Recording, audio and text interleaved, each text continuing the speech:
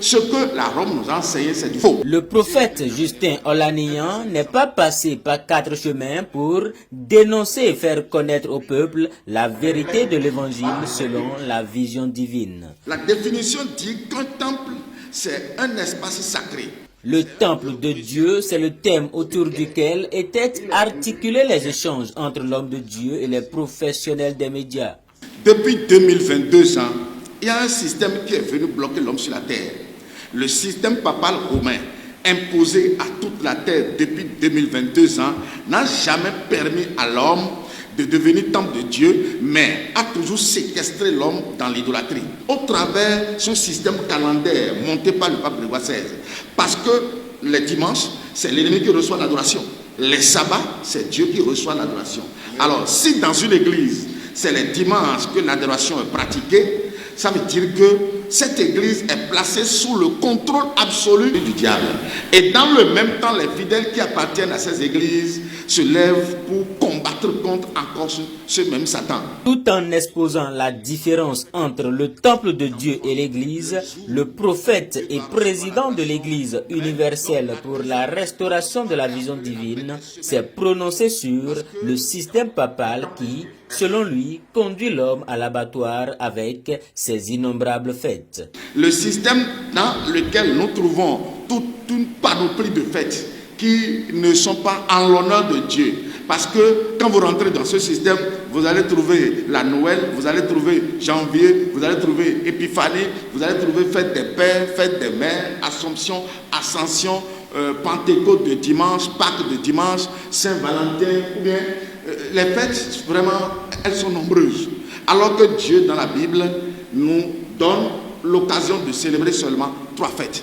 La Noël, c'est une fête dédiée au soleil. Donc, c'est pour vous dire que ce que la Rome nous a enseigné, c'est du faux. Jésus n'est jamais né un 25 décembre. C'est pour nous amener à rentrer dans le culte mitriaque, dans le culte donné au Dieu soleil. La Pâque de Dieu n'est pas cachée dans la Bible. La Pâque de Dieu est claire. Le premier mois, le 14e jour du mois, entre les 2 soirs, ça veut dire que le mois a été donné. La position du mois. Il a donné encore la date, à sa date 14. Ce n'est pas à la date 8 ou à la date 9 du premier mois, non. Il a encore donné l'heure entre les 2 soirs. Autrement dit, on ne prend jamais le corps et le sang de Jésus-Christ dans la journée. Ça ne se fait jamais. C'est à partir du crépuscule. Le soleil doit baisser d'abord ses rayons avant que l'homme ne prenne ce repas. Si c'est dans la journée, ça devient une abomination totale. Si c'est janvier qui est le premier mois considéré par Dieu, autrement dit, je crois que toute la terre serait déjà en train de célébrer la Pâque dans le mois de janvier, plus précisément au 14 janvier. Mais personne n'a célébré la Pâque le 14 janvier. Est-ce la Bible qui ment ou c'est le calendrier monté par le pape Grégoire XVI qui ment? Je crois que c'est le calendrier qui ment. Parce que eux-mêmes qui nous ont imposé leur calendrier abandonnent le mois de janvier, février et ils vont jusqu'en mars ou en avril pour célébrer leur Pâque à eux. Et c'est toujours tombé sur dimanche parce que leur Pâque doit donner toujours gloire et adoration à leur fétiche Janus. Donc, ce que je nous dis, c'est de vous séparer automatiquement et totalement de la célébration des 2 fêtes mondaines programmées par la papauté et qui sont devant nous. Il s'agit de la fête de la Noël et du janvier. La fête de la Noël n'a jamais été une fête qui vient de Dieu. Donc, je lance cet appel fort au monde entier de se retirer de ces célébrations.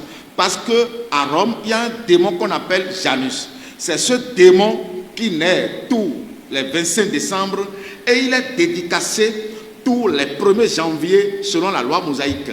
Parce que si un bébé naît, le 8e jour, il doit être dédicacé.